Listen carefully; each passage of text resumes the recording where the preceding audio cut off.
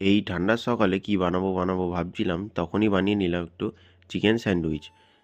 ফার্স্টেই আপনারা পাউরুটিটাকে সাইড থেকে কেটে নিন এইভাবে। আর না চাইলে দরকার নেই, আপনি এইভাবেও দিতে পারেন। আজকে আমরা যে পাউরুটিটা ইউজ করছি সেটা মডার্ন কোম্পানির আটার তৈরি মাল্টিগ্রেন পাউরুটি। এটা কিন্তু খুব সহজেই আপনি বাড়িতে বানিয়ে নিতে পারেন যে কোনো সময়। পাউরুটিটাকে আমি পিস পিস করে কেটে নিলাম, কারণ আজ আমি বানাচ্ছি স্যান্ডউইচ মেকারে, তাই। এবার নিয়ে নিলাম আমুলের বাটার, যেটা আমরা পাতলা পাতলা করে কেটে নেব।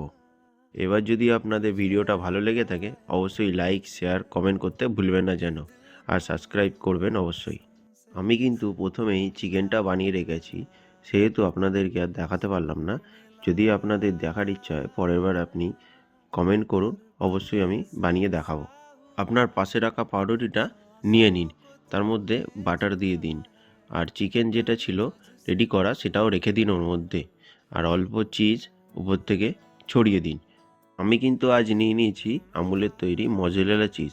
আপনারা চাইলে স্লাইসটাও নিতে পারেন, স্লাইসটাও ভালো লাগে খেতে, কিন্তু আমার মজরেলাটা বেশি ভালো লাগে, তাই আমি মজরেলাটাও নিয়ে নিয়েছি।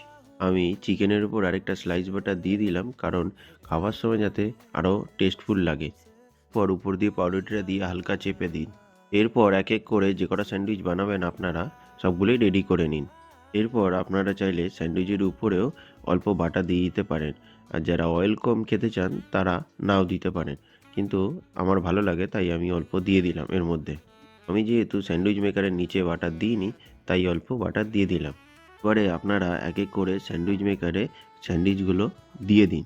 আমার কাছে এই যে স্যান্ডউইচ মেকারটা রয়েছে সেটা একটু পুরনো, তাড়াতাড়ি গরমও হয়ে যায় এবং তাড়াতাড়ি রেডি হয়ে যায়, তাই আমি এটাতে বানিয়ে নিই, খুব ইজি।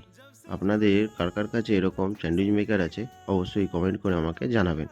আমার এই স্যান্ডউইচ মেকারে স্যান্ডউইচগুলো সেট করে বসিয়ে দিলাম। বসানো হলে পরে স্যান্ডউইচগুলো কিছুক্ষণের জন্য ছেড়ে দিলাম। আমারটা যেমন 10-15 মিনিটের মধ্যেই স্যান্ডউইচ তৈরি হয়ে যায়। এতে কিন্তু আমার খুবই ভালো লেগেছে। কি সুন্দরভাবে তৈরি হয়ে গেল আমাদের এই স্যান্ডউইচ। এরপর এক এক করে স্যান্ডউইচগুলো নামিয়ে নিন প্লেটে। দেখতে যেমন ভালো হয়েছে, খেতেও কিন্তু খুব সুস্বাদু এবং টেস্টি হয়েছে।